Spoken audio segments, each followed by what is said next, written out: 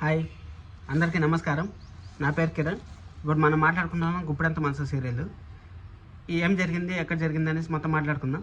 నేను already Sunday analysis అనేసి 1 week ఏం జరుగుతుంది అనేసి చేశాను. దాంట్లో ఆల్రెడీ ఇదో 10% జరిగింది. ఇంకా మిగిలిన 5 డేస్ ఏం జరుగుతుందో కూడా మీరు ఒకవేళ చూడాలనుకుంటే ఇంట్రెస్ట్ ఉంటే ఆ వీడియోని కూడా ఒకసారి చూసి మళ్ళీ ఈ వీడియోని చూడండి.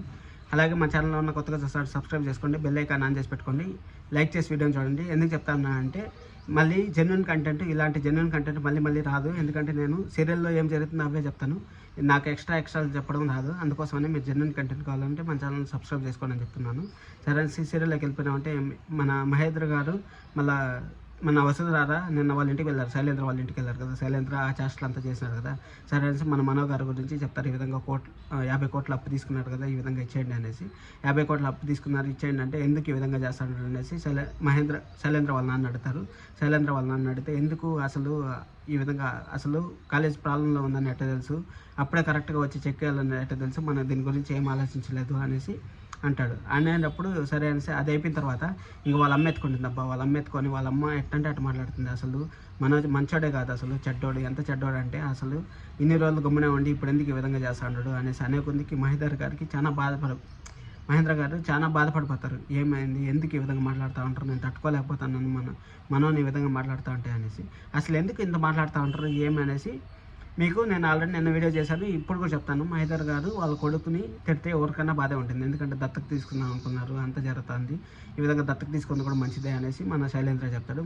దత్తకు తీసుకున్నది కూడా అంత ప్రోగ్రామే అనేసి. అప్పుడు మనో చెప్పలేదు దత్తకు తీసుకోమనేసి, నేనే అనుకున్నాను అనేసి. అంటే వాళ్ళు వదిన తీసుకొని మంచిదే అనుకోవాలి మహేంద్ర, ఈ విధంగా జరుగుతుందనేసి. అలాంటి చెడ్డోని నువ్వు దత్తకు తీసుకుంటే ఏం బాగుంటుంది అనేసి మన వదిన గారు మాట్లాడతారు. ఆ విధంగా మహేంద్ర గారు వదిన మాట్లాడతారు. ఆ మాట్లాడిన తర్వాత సరే అనేసి ఆడికి సరే అనేసి ఇంకేం చేద్దాము, సరే మాట్లాడదాము, ఏదో ఒకటి జైలు నుంచి బయటకు తీసుకొస్తే చాలు అనేసి అక్కడి నుంచి వెళ్ళిపోయేసి ఇంట్లో డిస్కషన్ చేసుకుంటా ఉంటారు. ఇంట్లో డిస్కషన్ చేసుకుంటా అంటే నువ్వు భయపడతా మళ్ళీ అక్కడ అనసూయ గారు కూడా జాయిన్ అవుతారు. అనసూయ గారు జాయిన్ అయినప్పుడు ఇంట్లో నువ్వు బాధపడతా ఉండవు అనసూయ, ఎందుకు ఈ విధంగా బాధపడతా ఉండవు అంటే ఆ రాజీవు శైలేంద్ర చాలా చెడ్డోళ్ళు, కిరాతకులు, అసలు వాళ్ళు ఎంతలా చేయాలనుకుంటే అంతలా చేస్తారు అనేసి మన అనసూయ గారు భయపడతా ఉంటారు. భయపడతా ఉంటే నువ్వు భయపడితే నువ్వు దీంట్లో ఇన్వాల్వ్ అవ్వద్దు, మేమిద్దరమే చూసుకుంటాము అనేసి మన మహేంద్ర గారు చెప్తారు. మహేంద్ర గారు చెప్పినప్పుడు అప్పుడు ఎందుకు చెప్తారంటే నువ్వు వాళ్ళ తండ్రి చెప్పకుండా వాడిని తండ్రి పైన కోపాన్ని తెప్పిస్తా ఉండవు, తండ్రి పైన ఇంతలా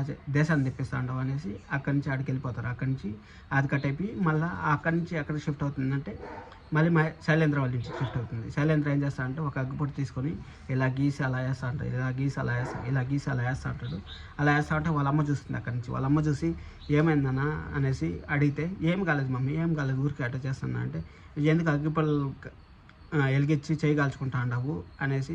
రాజీవ్ ఎక్కడున్నాడు అని అడిగితే రాజీవా అనేసి టెన్షన్ పడి రాజీవ్ ఉన్నాడు అనేస్తాడు. మళ్ళీ స్వర్గంలో ఉండొచ్చు, నరకంలో ఉండొచ్చు, ఎక్కడన్నా ఉండొచ్చు, చెడ్డోడు కాబట్టి ఖచ్చితంగా నరకంలోనే ఉంటాడు అనేసి చెప్తాడు. కానీ నువ్వు నాకు ఈ విధంగా మన 50 కోట్లు నోటీస్ పంపించాడు, నువ్వు నాకు చెప్పలేదు, నువ్వు ఎందుకు నా దగ్గర నిజాలు దాస్తాండవు, నువ్వేదో నిజాలు దాస్తాండవు అంటే లేదు మమ్మీ చెప్దాం అనుకున్నాను అనేసి. అంటే టైం చూసుకొని చెప్దాం అనుకున్నాను అంటే నువ్వు టైం చూసుకుని చెప్పేవాడైతే నాకు ఎందుకు ఇన్ని రోజులు చెప్పలేదు, నువ్వు ఇంతకుముందు ఏం జరిగిందని చెప్తా ఉండేవు అనేసి అన్నాడు. అష్టదిగ్బంధనం అని చెప్పాను కదా. అష్టదిగ్బంధనం ఎందుకు చెప్పాడంటే శైలేంద్రకి అన్ని పక్కల నుంచి లాక్ చేస్తూ ఉంటారు, అన్ని పక్కల నుంచి లాక్ చేస్తాం. ఇప్పుడు అమ్మ దగ్గర నుంచి లాక్ అయిపోయాడు, వాళ్ళ నాన్న దగ్గర నుంచి లాక్ అయిపోయాడు, మళ్ళీ వాళ్ళ భార్య దగ్గర నుంచి లాక్ అయిపోయాడు. ఇప్పుడు వసుధర మహేంద్ర గారి నుంచి లాక్ అయిపోయాడు. ఇంకా రాజీవ్ని ప్రొసీడ్ చేశానంటే రాజీవ్ దగ్గర లాక్ అయిపోతాడు. మనం ఆల్రెడీ ఎండి పోస్ట్ ఇచ్చి దానికి ఇచ్చేసేసాడు. అందుకనే అష్టదిగ్బంధనం అని పెట్టాను. కావాలంటే నా తమ్నీల్స్ చూస్తేనే మీకు ఒక క్లారిటీ వస్తుంది ఏం జరుగుతుంది సీరియల్ ఏమనేసి. ఇంత జెన్యున్ రివ్యూ నాకు తెలిసి ఎవరు అనుకుంటా ఉన్నాను. ఒకవేళ ఎవరినైతే వాళ్ళ పేరు కామెంట్ చేయండి, వాళ్ళ రివ్యూని కూడా నేను ఫాలో అవుతాను. అది అయిపోయిన తర్వాత సరే అనేసి అష్టదిగ్బంధనం అని చెప్పిన అంతలోపలే మన రేవతి గారు వచ్చి, శైలేంద్ర భార్య రేవతి గారు వచ్చి చూసారు అత్తయ్య అసలు రాత్రిలో కూడా ఓల్డ్ లవ్ సాంగ్స్ పెట్టుకుంటా అంటారు. అంటే నేను ఇప్పుడు పెట్టాను అనేసి అంటే సరే అనేసి ఈ విధంగా మీరు రాత్రి పెట్టారు కదా అనేసి అంటారు. రాత్రి పెట్టారు కదా అంటే అప్పుడు నాకేదో నిద్ర రాలేదని టెన్షన్లో పెట్టాను అనేసి అంటారు. సరే అది అయిపోయిన తర్వాత ఇంకా వీళ్ళు ప్లాన్ ఏం చేస్తారంటే మన మహేంద్ర గారు వీళ్ళ పేర్లు భలే కన్ఫ్యూజ్ అబ్బా, మహేంద్ర, శైలేంద్ర అనేసి పేర్లు మాత్రం భలే పెట్టారు. అసలు ఎవరో సీరియల్ డైరెక్టర్ మాత్రం ఫస్ట్ క్లాస్గా రాశారు అసలు. సరే అనేసి అది అయిపోయిన తర్వాత ఇంకా వీళ్ళు నెక్స్ట్ ప్లాన్ ఏం చేస్తారు, రాజీవ్ని ఎలా బయటికి తీసుకురావాలి, మనోగారితో ఏం డిస్కషన్ చేస్తారు, అసలు నమ్మేశాడా లేదా అనేసి ఫస్ట్ డౌట్ ఉంది. ఆ డౌట్ అన్ని క్లియర్ చేసుకోవాలనుకుంటే మనం రేపటి ఎపిసోడ్ కోసం వెయిట్ చేస్తానండి. అలాగే ఇంత జాబ్ చూసారంటే మీకు ఖచ్చితంగా వీడియో నచ్చింది అనుకుంటాను. మీ friends and family members share చేయండి, లైక్ చేయండి, సబ్స్క్రైబ్ చేసుకోండి. Signing off this is Kiran. Thank you so much.